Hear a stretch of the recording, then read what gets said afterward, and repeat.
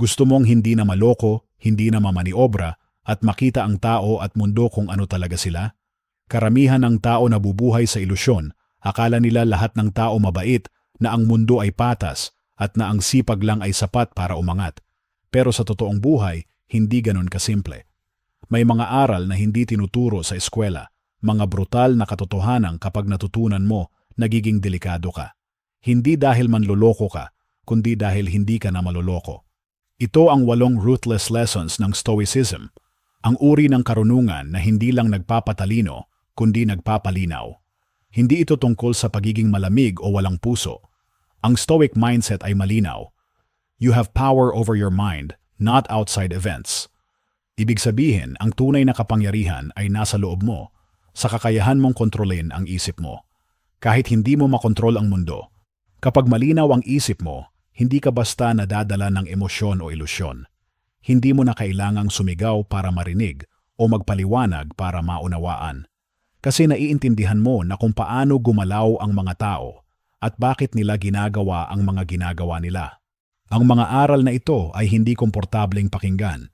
Pero kapag niyakap mo sila, magbabago ang paraan mo ng pagtingin sa lahat, relasyon, trabaho, ambisyon, at pati sarili mo. Hindi tayo magiging ruthless sa kapwa, magiging ruthless tayo sa sariling mga kasinungalingan na nagpapahina sa atin. Dahil kapag tinanggal mo ang ilusyon, natitira lang ang katotohanan. At sa Stoicism, yan ang unang hakbang tungo sa tunay na katalinuhan. Ang katalinuhang hindi basta nakikita sa grado, kundi sa paraan ng iyong pagharap sa buhay. Ruthless sa ilusyon, klaro sa katotohanan, delikadong matalino. Lesson 1. Karamihan emosyon ang driver, hindi lohika. Isa ito sa pinakabrutal pero pinakakapaki-pakinabang na katotohanan. Karamihan sa tao, emosyon ang nagmamaneho, hindi lohika. Akala natin, pinag-iisipan natin ang mga desisyon. Pero sa totoo, madalas may naramdaman muna tayo. Takot, pride, selos o insecurity. Tapos saka natin hinahanapan ng dahilan para mukhang lohikal. Kapag gusto ng isang tao bumili ng mamahaling gamit, sasabihin niyang investment ito. Pero sa ilalim, baka gusto lang niyang mapansin. Kapag may gustong patunayan sa debate, hindi dahil mali ka, kundi dahil ayaw niyang matalo. Ganyan gumagana ang emosyon, nauuna, tapos ang isip sumasabay lang para magpaliwanag. Makikita mo ito sa mga maliliit na bagay. Isang kaibigan na nagagalit pero okay lang daw, o sa isang kamag-anak na pinipilit na tama siya kahit malinaw na hindi. Lahat tayo may ganitong moments. Kaya nga sabi ni Marcus Aurelius, you have power over your mind, not outside events.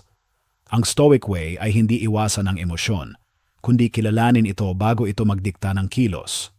Ang sikreto ay nasa simpleng tanong, ano yung nararamdaman ko ngayon at nakakatulong ba ito sa malinaw na pag-iisip? Kapag galit ka, huwag agad sumagot. Kapag excited ka, huwag agad magdesisyon. I-pause mo.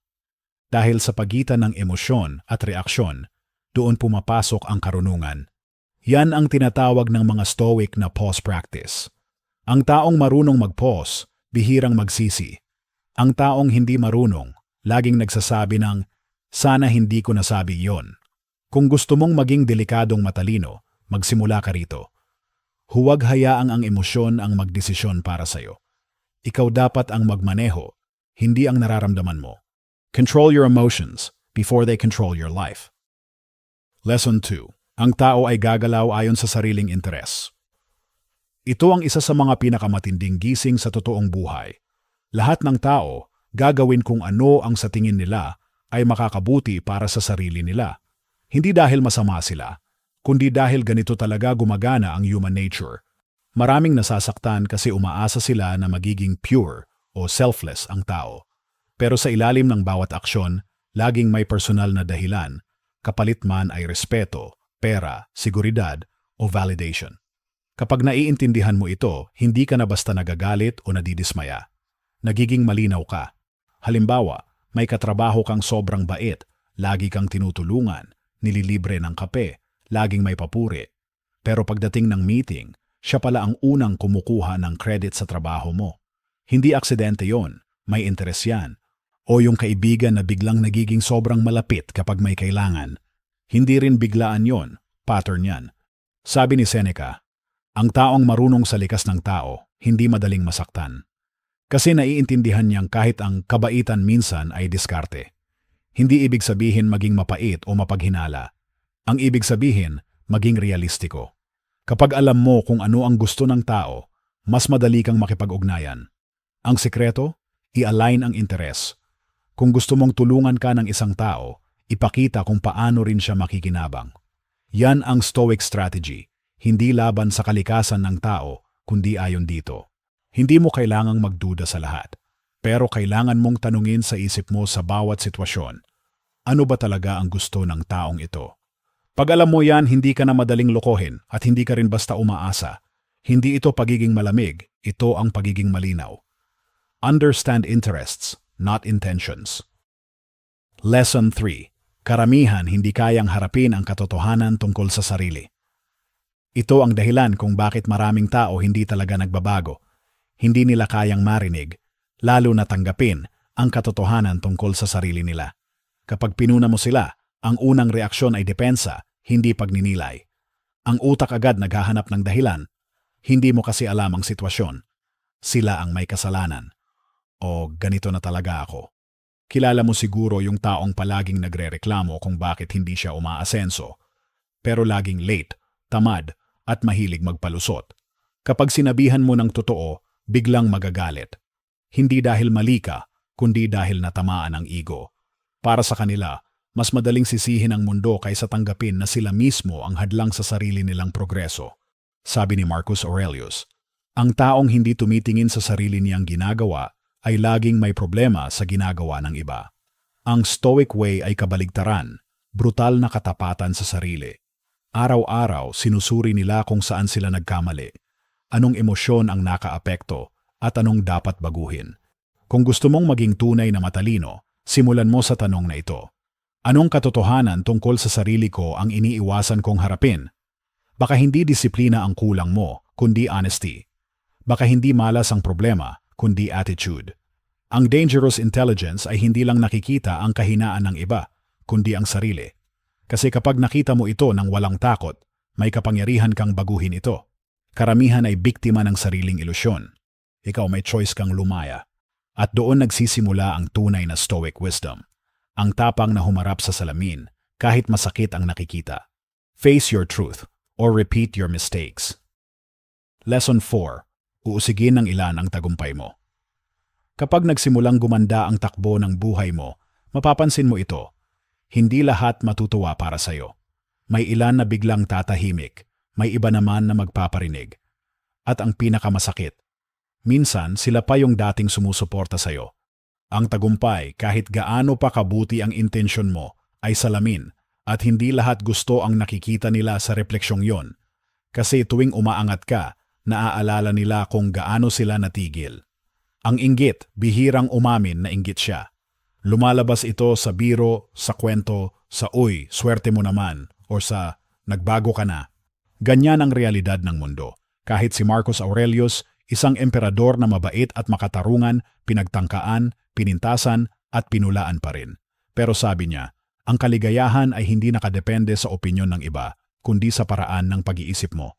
Kaya kung may nagbabago sa paligid mo habang umaangat ka, tandaan, hindi ito tungkol sa'yo, tungkol ito sa kanila. Hindi mo kailangang magpaliwanag at lalong hindi mo kailangang humingi ng paumanhin sa sariling pag-unlad. Ang Stoic mindset, huwag ipagyabang ang tagumpay, pero huwag mo rin itong itago para lang hindi ma-offend ang iba. Panatilihin mong grounded, pero tuloy ang hakbang. Kasi ang tunay na Stoic, hindi nagpapaliwanag, pinapatunayan. At habang ang iba abala sa inggit, ikaw abala sa pag-usad.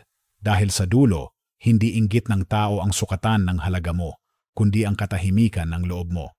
At yan ang tunay na tagumpay na hindi kayang sirain ng kahit sino. Your success triggers envy. Stay calm. Stay focused. Lesson 5. Ang lahat ay may binebenta. Kapag naging malinaw ang pag-iisip mo, mapapansin mong totoo ito. Lahat ng tao may binebenta. Hindi lang produkto, kundi ideya, opinyon, o emosyon. Lahat ng usapan may gusto kang paniwalaan, gawin, o maramdaman. At sa oras na makita mo ito, nagiging mahirap ka ng manipulahin.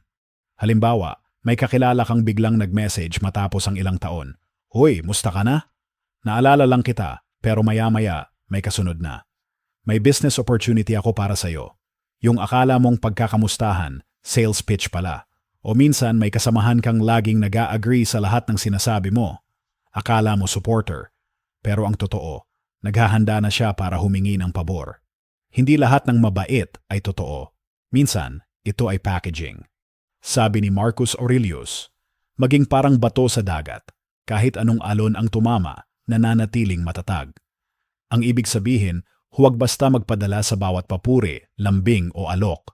Ang stoic na marunong tumingin sa intensyon ng tao ay hindi nagiging malamig, nagiging malinaw.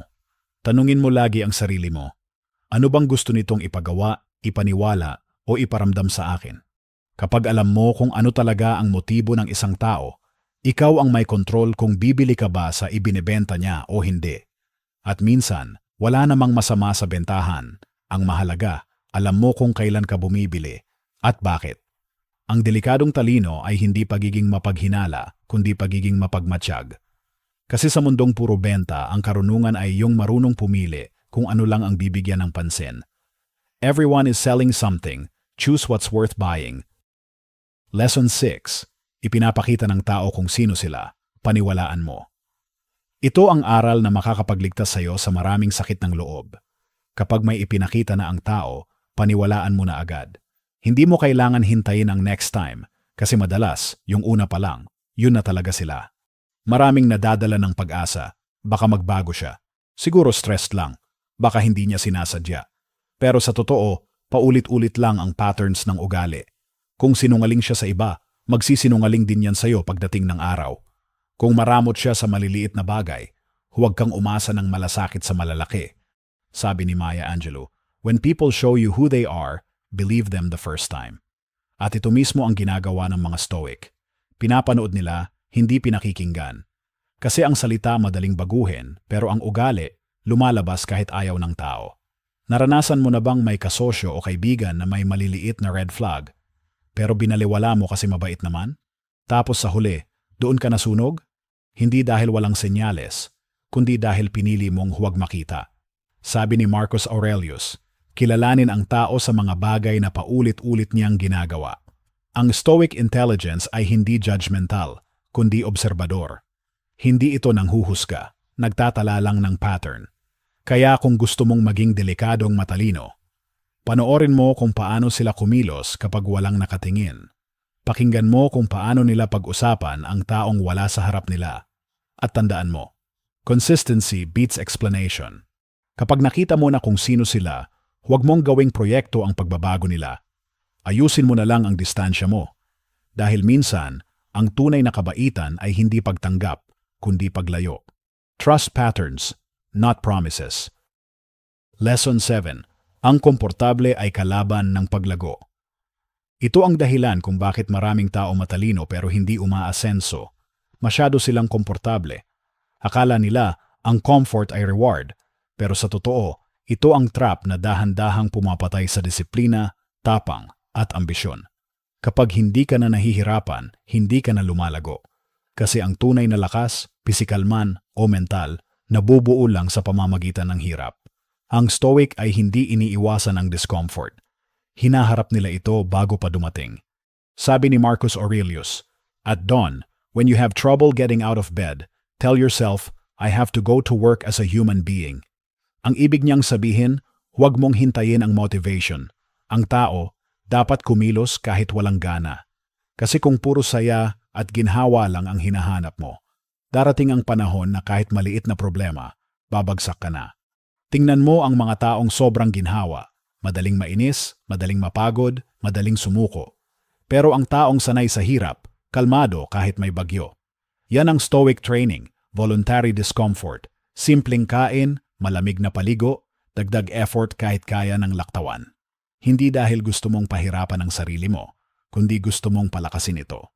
Tanungin mo sarili mo ngayon, anong bagay ang iniiwasan ko dahil mahirap? At paano kung yan pala ang magpapalaya sa akin? Ang delikadong talino ay hindi galing sa utak lang. Galing ito sa kakayahang sumabak kahit walang kasiguruhan. Kasi sa mundong puno ng komportableng tao, ang may disiplina ay parang sandata. Discomfort builds strength. Comfort kills growth. Lesson 8. Mamamatay ka, kaya karamihan ng alalahanin mo walang saysay. Ito ang pinaka-ruthless pero pinakamapayapang aral ng lahat. Mamamatay ka. At kapag talagang tinanggap mo yan, mapapansin mong halos lahat ng kinaiinisan mo, kinatatakutan mo at pinoproblema mo, wala palang halaga. Araw-araw, nasasayang ang enerhiya ng tao sa walang kwentang bagay. Kung anong sinabi ng kapitbahay, ilang likes nakuha sa post, kung mas maganda ba ang bahay ng iba. Pero kapag nakaharap mo ang kamatayan, o kahit isipin mo lang ito ng totoo, biglang nagiging malinaw kung alin lang ang talagang mahalaga. Sabi ni Marcus Aurelius, "It is not death that a man should fear, but never beginning to live." Hindi mo kailangang matakot mamatay. Ang mas nakakatakot ay yung mabuhay ng walang saysay. Ang Stoic ay araw-araw nagpa-practice ng memento mori. Alalahanin mong mamamatay ka. Hindi para malungkot, kundi para magising. Kasi pag alam mong limitado ang oras mo, titigil ka sa pagpapanggap. Titigil ka sa pagsayang ng panahon sa mga walang kwentang away, chismis at validation. At sa halip, magpo-focus ka sa mga bagay na may bigat, karakter, relasyon, at kontribusyon. Tanungin mo sarili mo gabi-gabi, kung 1 taon na lang ang natitira sa akin, anong uunahin ko bukas? Baka mapansin mong ang tunay na kalayaan ay hindi sa dami ng oras, kundi sa linaw ng direksyon. At doon mo mararanasan ang katahimikan na hindi kayang bilhin ng kahit ano. Yung stoic peace na galing sa pagtanggap na ang lahat ay pansamantala. Kaya habang buhay ka pa, mabuhay ka ng malinaw. Dahil sa dulo, hindi mo kailangan ng mas maraming taon, ang kailangan mo ay mas maraming kamalayan. Memento mori, remember death, live wisely.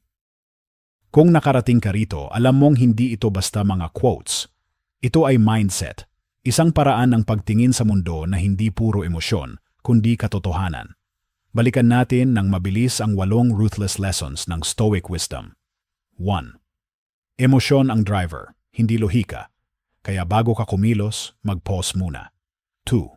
Ang tao ay gagalaw ayon sa sariling interes. Hindi ito kasamaan, ito ay realidad. 3. Karamihan hindi kayang harapin ang sarili nilang katotohanan, kaya mag-practice ng brutal honesty. 4. Uusigin ng ilan ang tagumpay mo, huwag kang bumaba, panatilihin mong kalmado. 5. Ang lahat ay may binibenta, alamin kung ano, bago ka bumili. 6. Ipinapakita ng tao kung sino sila, paniwalaan mo, patterns never lie. 7. Ang komportable ay kalaban ng paglago. Lumabas sa comfort zone, doon ka titibay. 8. Mamamatay ka, kaya tigilan mo na ang mga walang kwentang alalahanin. Ito ang Stoic intelligence, ang uri ng talinong hindi lang para sa debate, kundi para sa buhay. Yung malinaw kahit magulo, tahimik pero matatag, at marunong makita ang totoo kahit masakit. Ang tunay na Stoic, hindi lang marunong makinig, marunong mag-practice. Kaya bago mo isara ang video na ito, gawin natin itong simple pero matinding daily exercise. Step 1. Umaga. Pagkagising, tanungin mo ang sarili mo. Ano ang isang bagay na mahirap pero alam kong makakabuti sa akin ngayon? Gawin mo yon bago ka magreklamo. Dahil yan ang unang panalo ng araw, discipline over feeling. Step 2. Tanghali. Kapag may conflict o desisyon, huminga sandali at itanong, anong emosyon ang nagdidikta sa isip ko ngayon? Kilalanin mo muna bago mo sundin. Ang taong marunong mag-pause, bihirang magsisi. Step 3. Gabi. Bago matulog, tanungin mo, anong pattern ang nakita ko sa mga tao ngayong araw at anong natutunan ko tungkol sa sarili ko? Ilista mo, huwag i-judge, obserbahan lang. Yan ang Stoic journaling, sandata ng mga taong malinaw mag-isip. Ang disiplina ay hindi isang mood. Ito ay lifestyle. At ang kalinawan ay hindi biglaang gising. Ito ay paulit-ulit na pag-practice. Dahil habang ang karamihan abala sa drama, ikaw magiging tahimik pero delikadong matalino. Kung umabot ka rito, malinaw na gusto mong tumigil sa ilusyon at mabuhay ng may direksyon. Ibig sabihin, handa ka na para sa susunod na level ng Stoic mindset, yung hindi lang nakakaintindi ng mga prinsipyo, kundi ina-apply ito sa totoong buhay. Ngayon, gusto kong marinig mula sa'yo. Alin sa 8 aral ang pinakatumama sa'yo? Yung aral na parang sampal pero gising. I-comment mo sa ibaba. I-like kung may natutunan ka. I-share para mas marami pang Pilipino ang maging malinaw mag-isip. I-subscribe at i-click ang bell icon dahil ang susunod mong pag-click pwedeng magbago ng pananaw mo sa buhay. Ang tunay na kapangyarihan, hindi sa sigaw o pera. Nasa malinaw na isip, kalmadong puso, at kakayahang makita ang katotohanan. Kahit masakit,